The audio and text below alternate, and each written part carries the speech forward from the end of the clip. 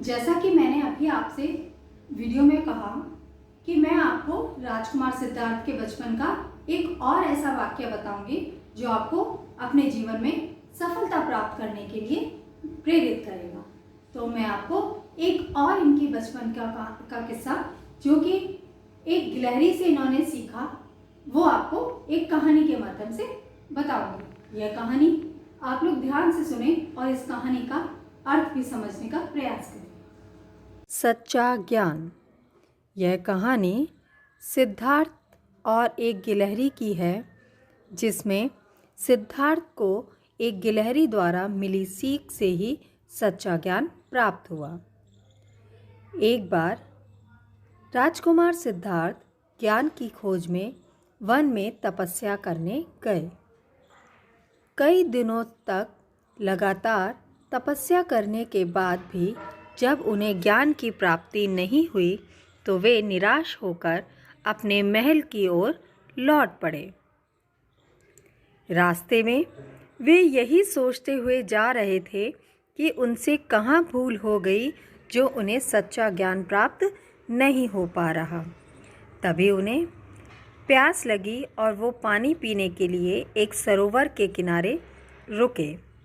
वे सरोवर के पास रुककर पानी पीने ही वाले थे, तभी उनकी निगाह एक गिलहरी पर गई। उन्होंने देखा कि वह नन्ही सी गिलहरी बार बार अपनी पूंछ को पानी में डुबोती है और ऊपर ज़मीन पर उस पानी को झटक देती है।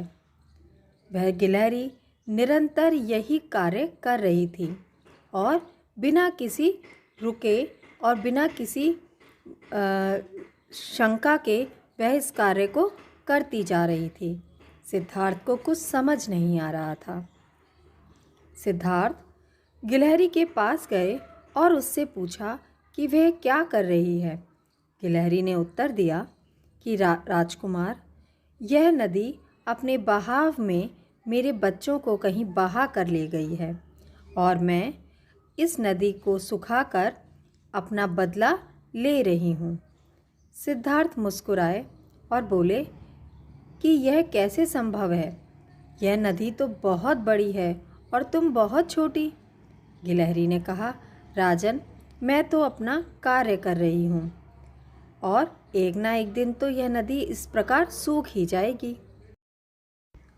राजकुमार सिद्धार्थ सोचने लगे कि यह नन्ही सी गिलहरी बिना ये सोचे कि वह इस कार्य में सफल होगी या नहीं, निरंतर प्रयास कर रही है और उसे उम्मीद है कि वह अवश्य जीत जाएगी, तो वह क्यों नहीं ऐसा कर पाए। और उन्हें तभी इस ज्ञान का अनुभव उस गिलहरी के माध्यम से हुआ कि हमें निरंतर अपना कर्म करते रहना चाहिए और सफलता एक ना एक दिन हमें अवश्य ही मिल जाती है।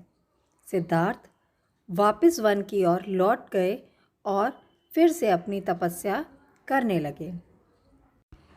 काफ़ी समय तपस्या करने के बाद उन्हें सच्चा ज्ञान प्राप्त हुआ और यही राजकुमार सिद्धार्थ आगे चलकर महात्मा बुद्ध के नाम से प्रसिद्ध हुए।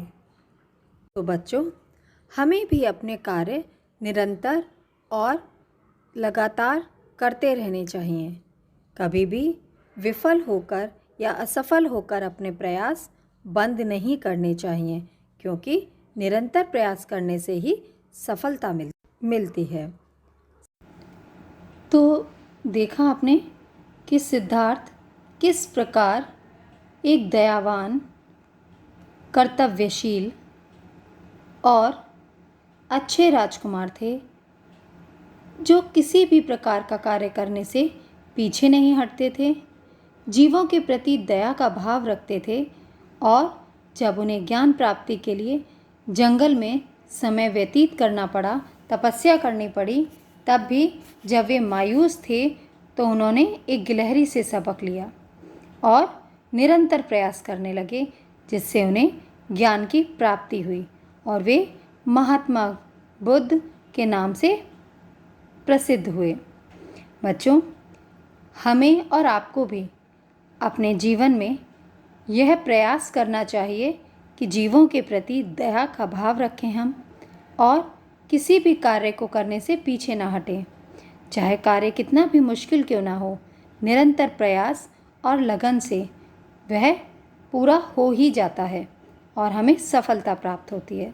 और जब कोई मुश्किल काम मेहनत से करने के बाद हमें सफलता मिलती है, तब हमारे अंदर जो एक खुशी, एक उल्लास होता है, वह शब्दों में कहा नहीं जा सकता। आप अभी छोटे हैं, अभी से आप प्रयास करेंगे तो आप निश्चय ही सफल हो सकेंगे। और आपकी सफलता छोटी छोटी चीज़ों में है, जैसे अपना होमवर्क कंप्लीट करना टाइम से, सुबह समय से उठना, अपने बड़ों की बात मानना और उनका आदर सम्मान करना, समय से पढ़ना, समय से खेलना। यह सभी चीज़ें आपको अनुशासन में रखेंगी और जीवन में सफल बनाने में सहायक भी होंगी।